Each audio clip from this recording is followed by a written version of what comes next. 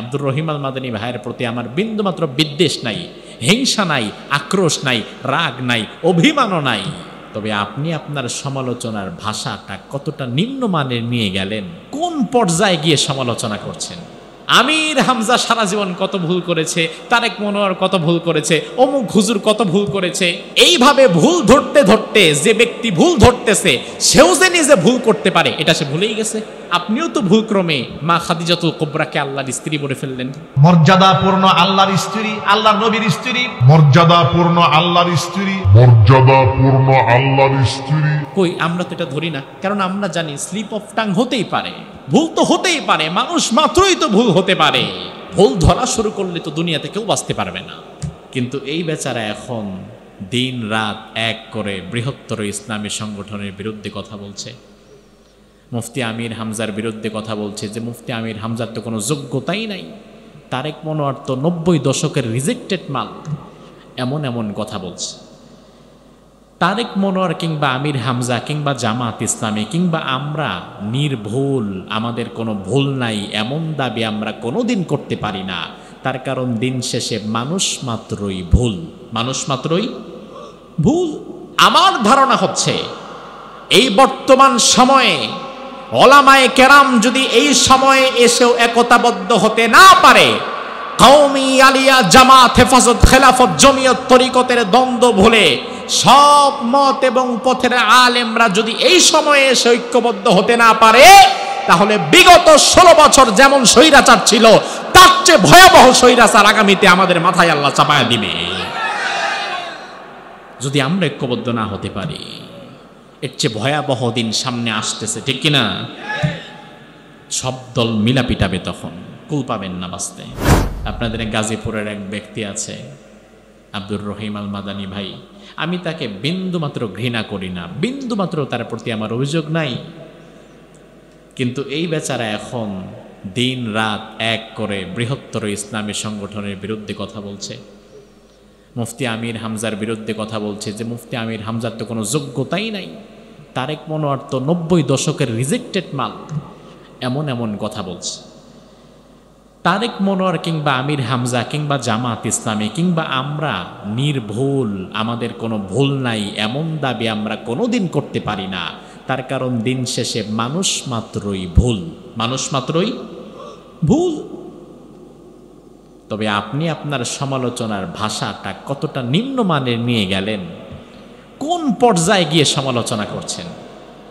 বিশ্বাস করেন, কোরআন আমার সামনে, আব্দুর রহিম আল মাদানী ভাইয়ের প্রতি আমার বিন্দুমাত্র বিদ্বেষ নাই, হিংসা নাই, আক্রোশ নাই, রাগ নাই, অভিমানও নাই। তার কারণ হচ্ছে আমি কেন তার সমালোচনা করব? আমি কওমি মাদ্রাসা থেকে দাওরায়ে হাদিস পড়েছি, আলিয়া মাদ্রাসাতে পড়েছি, ইউনিভার্সিটিতে পড়েছি। আমি আমার এই জীবনের বাস্তবতায় দেখেছি চতুর্মুখী শিক্ষা যারা অর্জন করে তারা ব্রড মাইন্ডের হয়, তারা সবাইকে আপন করে নিতে পারে। আর একমুখী শিক্ষায় কেউ যদি ছোট থেকে বেড়ে ওঠে তাহলে ভিন্ন মতের প্রতি ওই ব্যক্তি শ্রদ্ধাশীল হতে পারে না। সে মনে করে আমি যা সারা জীবন পড়ছি, আমার আকাবিরিনে কেরামি সারা দুনিয়াতে হক, এর বাইরে আর কেউ হক নাই। এটা একটা ভয়ঙ্কর ফিতনা। আপনাকে মনে রাখতে হবে আমি যে পথে আছি এটা হক, এটা আমি বিশ্বাস করি। তবে আমার ভাই যে পথে আছে ওটা যে সারা জীবন ব্যাঠিক, ওটা যে হক না এমনটা হতে পারে না। তার কারণ ওটাও হক হতে পারে, হয়তো ওটা আমার জানা নাই। আহারে, এই যে এখন আমরা একে অপরের বিরুদ্ধে যদি সমালোচনা করি, আমরা একে অপরকে নিয়ে যদি রেষারেষি করি, আমরা যদি আবারও নিজেদের মধ্যে মতপার্থক্য সৃষ্টি করি, তাহলে আমার যেটা ধারণা আপনাদের ধারণা দেখেন আমার সাথে মিলে কিনা জানি না, মিলতেই হবে বিষয়টা এমন না। যেহেতু এটা আমার ধারণা, কোরআন বা হাদিস না, আমার ধারণা হচ্ছে এই বর্তমান সময়ে ওলামায়ে কেরাম যদি এই সময়ে এসেও একতাবদ্ধ হতে না পারে, কওমি আলিয়া জামাত হেফাজত খেলাফত জমিয়ত তরিকতের দ্বন্দ্ব ভুলে সব মত এবং পথের আলেমরা যদি এই সময়ে এসে ঐক্যবদ্ধ হতে না পারে, তাহলে বিগত 16 বছর যেমন স্বৈরাচার ছিল তার চেয়ে ভয়াবহ স্বৈরাচার আগামীতে আমাদের মাথায় আল্লাহ চাপায়া দিবে। যদি আমরা ঐক্যবদ্ধ না হতে পারি, এর চেয়ে ভয়াবহ দিন সামনে আসতেছে, ঠিক কিনা? সব দল মিলা পিটাবে, তখন কুল পাবেন না বাঁচতে। এই জন্য আল্লাহ কোরআনে আগে বলেছেন, ও ঈমানদার, ইয়া আইয়ুহাল্লাযীনা আমানু লা ইয়াসখার কওমুম মিন কওমিন আসা আইয়াকুনু খায়রাম মিনহুম। ও ঈমানদারেরা, তোমরা এক গ্রুপ আরেক গ্রুপকে ঠাট্টা করো না, এক দল আরেক দলকে নিয়ে হাসি ঠাট্টা করো না, মস্কারা করো না। আয়াতের শেষে আল্লাহ বললেন, তার কারণ হচ্ছে তুমি যেই দল কিংবা যেই ব্যক্তিকে নিয়ে মজা করছো, হাসি ঠাট্টা করছো, তাকে তুচ্ছ করছো, হয়তোবা যারে নিয়ে তুমি তুচ্ছ করছো ওই ব্যক্তি আল্লাহ তাআলার আরো বেশি নিকটে, যতটা না তুমি নিকটে। আল্লাহ বললেন, ওয়ালা তালমিজু আনফুসাকুম ওয়ালা তানাবাজু বিল আলকাব। একে অপরকে নিয়ে ঠাট্টা করো না, মজা করো না, তিরস্কার করো না, মন্দ নামে ডেকো না। বিসাল ইসমুল ফুসুকু বাদাল ঈমান। ঈমান আনার পরে এই ফাসিকি কাজগুলো কতই না নিকৃষ্ট। ওয়া মান লাম ইয়াতুব ফাউলাইকা হুমুল যালিমুন। এগুলো জানার পরেও যারা তওবা করে না, তারা তো নিজেদের প্রতি জুলুম করে ফেলল। আল্লাহর হাবিব হাদিসের মধ্যে বললেন, মান সাতারা মুসলিমান সাতারাহুল্লাহু ফিদ দুনিয়া ওয়াল আখিরাহ। দুনিয়ার কোন মুসলমান যদি অপর মুসলমানের কোনো একটা দোষ দেখার পরেও গোপন করে, আল্লাহ তাআলা দুনিয়া এবং আখিরাতে ওই ব্যক্তির দোষগুলো গোপন করে দেবে। সুবহানাল্লাহ।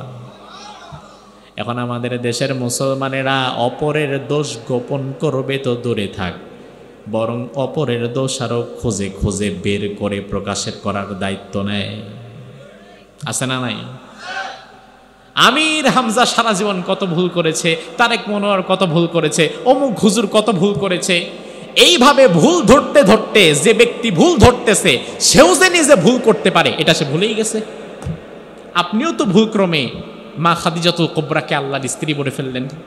কই, আমরা তো এটা ধরি না, কারণ আমরা জানি স্লিপ অফ টাং হতেই পারে, ভুল তো হতেই পারে, মানুষ মাত্রই তো ভুল হতে পারে। ভুল ধরা শুরু করলে তো দুনিয়াতে কেউ বাঁচতে পারবে না, ভুলের ঊর্ধ্বে তো কেউ নয়। তাহলে আপনি আরেকজনের পেছনে সারা দিন কেন পড়ে আছেন? কেন তার ভুল খোঁজার জন্য বারবার চেষ্টা করছেন? কেন ছিদ্রান্বেষণ করছেন? রাসূল বললেন, তুমি আরেকজনের দোষ ত্রুটি গোপন করো, আল্লাহ তোমার দোষ ত্রুটি গোপন করবে। এজন্যই রাসূল হাদিসের মধ্যে বললেন, ওয়ালা তাহাসাদু ওয়ালা তাবাগাদু ওয়ালা তাদাবারু ওয়া কুনু ইবাদাল্লাহি ইখওয়ানা। হিংসা করো না, রেষারেষি করো না, ভেদাভেদ করো না, অহংকার করে দূরে সরে যেও না। তোমরা সবাই এক আল্লাহর গোলাম, ভাই ভাই হয়ে যাও। সুবহানাল্লাহ বলে। আল্লাহ আমাদের সকলকে দল মত নির্বিশেষে এক কাতারে এনে দাঁড় করিয়ে দিক, বলি আমিন।